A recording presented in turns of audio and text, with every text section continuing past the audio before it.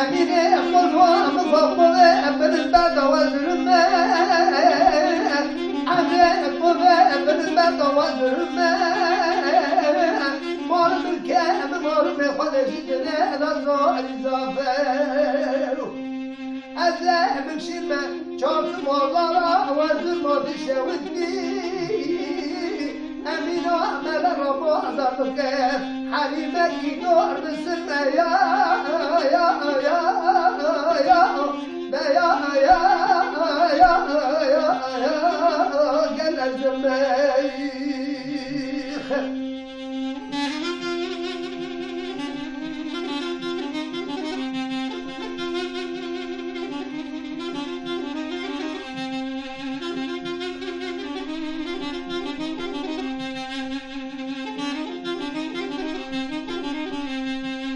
حليمة يدور بالسماء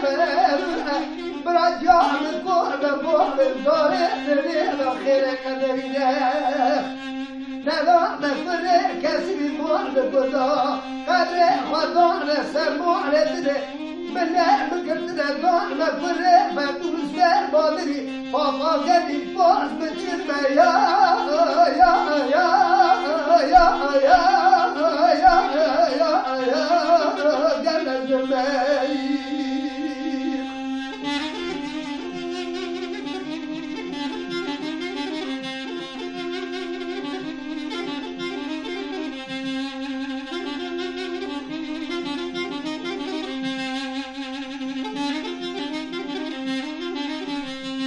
أمينة أمينة ومينة ومينة ومينة ومينة ومينة وزعبه عرباني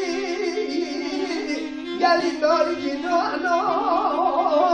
كتما برقد خمره شققت زاوره نما تمام بكتم عضالة خلوه بكليف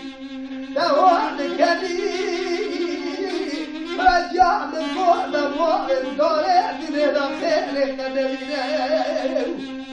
نظام فرق خليفة وصيحة صاري دابة تصير درم اليابوخ لقد خزانة سمعنا ملك قبتنا دعنا فرق فقود